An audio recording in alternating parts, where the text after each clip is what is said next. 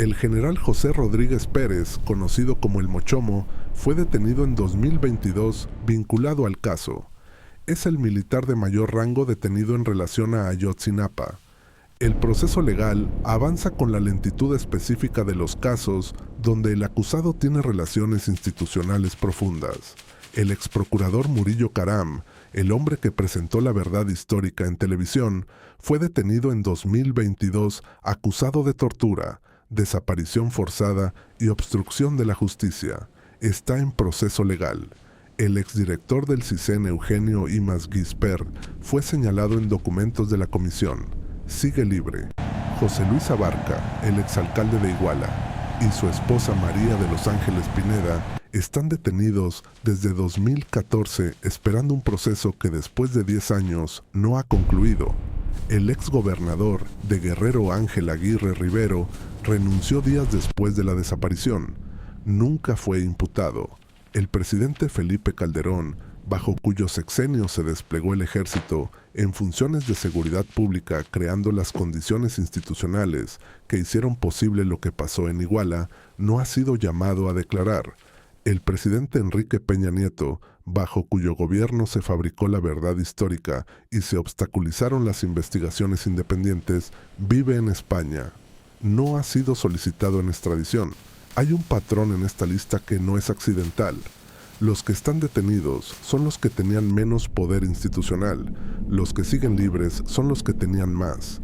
La impunidad en México, como en la mayoría de los sistemas donde la impunidad existe como política, no es ciega, es selectiva, protege hacia arriba. Los padres y madres de los 43 lo saben, lo han dicho en cada conferencia de prensa durante 10 años, que no quieren solo a los ejecutores, que quieren saber quién ordenó, que quieren saber qué vieron en esos monitores esa noche, que quieren saber qué decisión tomaron las personas que tenían la información y el poder y los medios para intervenir, que quieren saber por qué no intervinieron. El Estado mexicano no ha respondido a esa pregunta. En la Escuela Normal de Ayotzinapa, en Guerrero, los salones de los 43 siguen como estaban. Los compañeros que sobrevivieron esa noche se graduaron. Algunos se convirtieron en maestros rurales, algunos siguieron en la lucha política. Todos llevan con ellos algo que no tiene nombre adecuado en ningún idioma que yo conozca. La memoria específica de haber estado en esos autobuses y haber llegado, de haber visto a sus compañeros desaparecer, de llevar 10 años siendo los testigos de algo que el Estado preferiría que nadie hubiera visto. Pero lo vieron, y lo cuentan, y mientras lo cuenten, 40 familias tienen una razón para seguir marchando el 26 de septiembre de cada año, esperando la respuesta que todavía no llegó. Si esta historia te importó, compártela. El caso Ayotzinapa no está cerrado, las familias siguen buscando, y mientras más personas sepan lo que realmente pasó, más difícil es que el Estado mexicano entierre definitivamente una verdad que sus propios documentos ya no pueden ocultar completamente. En Tierra Olvidada, seguimos contando las historias que alguien decidió enterrar. Suscríbete si no lo has hecho. Nueva historia cada semana. Entre sus graduados se cuentan algunos de los más notorios represores del continente, dictadores, jefes de policía secreta, directores de centros de detención clandestinos. La Escuela de las Américas no era un secreto, era una política, y la Operación Cóndor fue su producto más acabado. La Operación Cóndor comenzó formalmente en noviembre de 1975. La reunión fundacional tuvo lugar en Santiago de Chile, en la sede de la Dirección de Inteligencia Nacional, la DINA, el servicio secreto de Pinochet. Los representantes de las inteligencias de Chile, Argentina, Uruguay, Bolivia, Paraguay y Brasil firmaron un acuerdo de cooperación en materia de seguridad. El acuerdo establecía 3 fases operativas. La primera fase era el intercambio de información. Cada servicio de inteligencia compartiría con los demás sus listas de opositores, sus archivos de activistas políticos, sus bases de datos de personas consideradas peligrosas. Lo que en un país era información secreta se convertía en inteligencia compartida entre 6 países. La segunda fase era la coordinación operativa. Un agente de un país podía operar en el territorio de otro, con la cooperación de las fuerzas locales, para detener a un opositor que se había refugiado cruzando la frontera. El refugio ya no existía, la frontera era una ilusión. La tercera fase era la más extrema, operaciones conjuntas en cualquier parte del mundo para eliminar a figuras de alto perfil, no solo en América del Sur, en Europa, en México, en Estados Unidos. Y fue en esta tercera fase donde la CIA aparece más directamente implicada. El sistema de comunicaciones que permitía la coordinación en tiempo real entre los 6 servicios de inteligencia fue instalado y operado con equipamiento y apoyo técnico de la CIA. Se llamaba Condortel. Era una red de telecomunicaciones encriptadas que conectaba los centros de inteligencia de los 6 países participantes con una estación central en el Canal de Panamá bajo control estadounidense. No es una teoría, está en los documentos. El caso más documentado de operación de la fase 3 es el asesinato de Orlando Letelier. Letelier había sido ministro de Relaciones Exteriores y de Defensa de Salvador Allende en Chile. Después del golpe de Pinochet en 1973, fue detenido, torturado y enviado al exilio. Se radicó en Washington y se convirtió en uno de los críticos más visibles y más efectivos de la dictadura chilena desde el exterior. Organizaba, escribía, hacía lobby ante el Congreso americano contra la dictadura de Pinochet. El 21 de septiembre de 1976, una bomba colocada bajo su automóvil explotó en la calle Massachusetts de Washington. Letelier murió. También murió su colaboradora americana Ronnie Moffitt, un atentado terrorista de una dictadura extranjera en la capital de los Estados Unidos. El FBI investigó. La investigación llegó hasta la DINA de Pinochet y llegó hasta un hombre que aparece en los documentos desclasificados como el coordinador de la operación, Michael Townley, un ciudadano americano que trabajaba como agente de la DINA y que había colaborado con la CIA. Townley fue eventualmente extraditado a Estados Unidos, se declaró culpable y cooperó con la fiscalía. Cumplió menos de 3 años de prisión bajo un programa de protección de testigos y fue liberado con una identidad nueva. Los funcionarios de la CIA que sabían de la operación, que coordinaron la red Condortel, que entrenaron a los agentes que la ejecutaron, nunca fueron investigados. Y Henry Kissinger, secretario de Estado bajo Nixon y Ford, cuya firma aparece en documentos que autorizan apoyo a las dictaduras participantes, murió en noviembre de 2023 a los 100 años, en su cama, sin haber sido juzgado por nada. Ponerle números a la Operación Cóndor es un ejercicio que genera incomodidad por razones opuestas. Los números son demasiado grandes para que el cerebro humano los procese como lo que son. 60,000 muertos o desaparecidos, 400,000 detenidos y torturados. Esos números suenan a estadística, y la estadística deshumaniza exactamente lo que debería humanizar, pero los números son también demasiado pequeños en relación a lo que representan, porque detrás de cada uno hay una historia específica, una persona con un nombre y una familia y un trabajo y una razón por la que fue considerada peligrosa por un sistema que decidió que su existencia era un problema. En Chile, después del golpe de Pinochet del 11 de septiembre de 1973, el Estadio Nacional de Santiago fue convertido en un campo de detención masiva. Más de 40,000 personas pasaron por él en las semanas siguientes al golpe. Muchos fueron torturados ahí, muchos fueron ejecutados. El estadio, que en otro tiempo había sido el lugar donde Chile celebraba sus victorias deportivas, se convirtió en el símbolo de lo que el Estado puede hacer cuando decide que sus propios ciudadanos son el enemigo. En Argentina, la junta militar que tomó el poder en 1976 instaló una red de más de 500 centros de detención clandestinos en todo el país. El más conocido fue la Escuela de Mecánica de la Armada, la ESMA, en Buenos Aires. Por la ESMA pasaron aproximadamente 5,000 personas. La mayoría nunca regresó.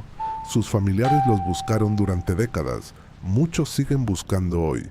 En Uruguay, que siendo el país más pequeño del Cono Sur, tenía proporcionalmente la tasa más alta de presos políticos per cápita del mundo durante los años 70. En un país de menos de 3 millones de personas, Aproximadamente 60.000 fueron detenidas, un número que no tiene equivalente en ninguna democracia occidental del periodo. En Paraguay, el dictador Alfredo Stroessner gobernó durante 35 años, de 1954 a 1989, con el apoyo explícito de Washington. El archivo del terror descubierto en 1992 en Asunción, miles de documentos que registran las operaciones conjuntas del Cóndor, incluyendo nombres, fechas, métodos, es hoy uno de los archivos de crímenes de Estado más completos del mundo, y demuestra con una precisión burocrática perturbadora cómo funciona un sistema de represión cuando se administra con eficiencia. En Bolivia, en Brasil, las dictaduras participantes colaboraron en menor escala operativa, pero proporcionaron información y cobertura política a un sistema que necesitaba la legitimidad de la participación amplia. Hay un aspecto de la Operación Cóndor que raramente aparece en los resúmenes. La mayoría de las personas que el sistema identificó como peligrosas no eran guerrilleros armados, no eran terroristas en ningún sentido operativo del término. Eran abogados que defendían presos políticos, sindicalistas que organizaban huelgas por mejores salarios, periodistas que publicaban información que los gobiernos querían ocultar, académicos que enseñaban teorías económicas que cuestionaban el modelo dominante, sacerdotes que practicaban la teología de la liberación, arquitectos, médicos, profesores, personas cuyo único delito era pensar diferente y decirlo en voz alta. El sistema los llamaba subversivos. Los documentos americanos los llamaban amenazas a la estabilidad regional. Las familias que los buscaron durante años y décadas los llamaban por sus nombres. En 1998, el juez español Baltasar Garzón emitió una orden de arresto internacional contra Augusto Pinochet por crímenes de lesa humanidad. Pinochet fue detenido en Londres, donde estaba en un hospital para una operación de espalda. Lo que siguió fue uno de los episodios jurídicos más importantes del siglo XX. Por primera vez en la historia, un ex jefe de Estado era detenido en un tercer país por orden de un juez de otro país por crímenes cometidos en el suyo. El principio de jurisdicción universal, la idea de que ciertos crímenes son tan graves que cualquier tribunal del mundo puede juzgarlos independientemente de dónde ocurrieron, entraba en la práctica política real. Pinochet pasó 503 días bajo arresto domiciliario en Londres. El gobierno chileno presionó para su liberación. El gobierno español insistió en su extradición. El gobierno británico finalmente lo liberó en marzo de 2000 por razones de salud. Pinochet volvió a Chile. Murió en diciembre de 2006 sin haber sido condenado por ningún crimen. Pero el caso Pinochet cambió algo en la arquitectura legal internacional. Y en los años siguientes, en varios países del Cono Sur, los procesos que el caso Pinochet había iniciado comenzaron a producir resultados que no habían sido posibles antes. En Argentina, la Corte Suprema declaró inconstitucionales en 2003 las leyes de amnistía que habían protegido a los militares del periodo de la dictadura. Lo que siguió fue la reapertura de cientos de causas judiciales. Más de 900 personas han sido condenadas en Argentina por crímenes de la dictadura. Es el proceso de justicia transicional más extenso de América Latina. En Chile, más de 300 personas han sido condenadas. En Uruguay, en Paraguay, los procesos son lentos. Los abogados defensores de los acusados han apelado sistemáticamente durante décadas. Muchos acusados murieron antes de que sus causas se resolvieran. Pero los procesos existen. Lo que no existe y que nunca ha existido es un proceso judicial contra ningún funcionario de los Estados Unidos por su rol en la Operación Cóndor. Los documentos desclasificados prueban que el apoyo de Washington fue deliberado, sistemático y sostenido en el tiempo. Prueban que funcionarios de la CIA y del Departamento de Estado recibieron información sobre las operaciones en tiempo real, incluyendo información sobre asesinatos y desapariciones. Prueban que ese conocimiento no produjo ninguna acción para detener las operaciones. Henry Kissinger, cuya influencia sobre las políticas de seguridad de Nixon y Ford fue determinante, es el nombre que aparece con más frecuencia en los documentos relevantes. Kissinger negoció con Pinochet. Kissinger recibió información sobre las operaciones. Kissinger nunca fue investigado formalmente por ninguna institución americana. Kissinger recibió el Premio Nobel de la Paz en 1973, el mismo año del golpe de Pinochet, que su gobierno había apoyado activamente. Murió a los 100 años rodeado de reconocimiento institucional. Eso es la impunidad como política. No es que el sistema fallara en hacer justicia, es que el sistema fue diseñado para que ciertos actores nunca tuvieran que responder por nada. Lo que queda hoy de la Operación Cóndor son los archivos, los documentos desclasificados que cualquier persona puede leer hoy en la base de datos del Departamento de Estado americano, los archivos del terror en Paraguay, las causas judiciales en Buenos Aires, los nombres en las listas y las familias que todavía buscan a sus desaparecidos, que todavía van a los juzgados, que todavía esperan respuestas que el sistema diseñó para que nunca llegaran. En América Latina hay una frase que se repite en los movimientos de derechos humanos de todos estos países. Aparece en las pancartas, aparece en los documentos, aparece grabada en los monumentos a las víctimas. Memoria, verdad, justicia, en ese orden, porque sin memoria no puede haber verdad, y sin verdad no puede haber justicia. La Operación Cóndor no se puede olvidar, no porque sea historia, sino porque las estructuras que la hicieron posible, la subordinación de la ley a la conveniencia política, la decisión de que ciertos enemigos pueden ser eliminados fuera de cualquier marco legal, la idea de que hay personas cuya desaparición es un servicio a la estabilidad, esas estructuras no desaparecieron con las dictaduras, cambiaron de nombre, cambiaron de geografía, pero el principio sigue siendo el mismo, y cada vez que alguien lo señala, se vuelve más difícil sostenerlo. Eso es lo único que la justicia incompleta puede hacer, no deshacer el daño, pero hacer que el daño sea más difícil de repetir. Si esta historia te importó, compártela. En Tierra Olvidada, seguimos contando las historias que el poder decidió enterrar, las que no aparecen en los libros de texto, pero que siguen importando hoy.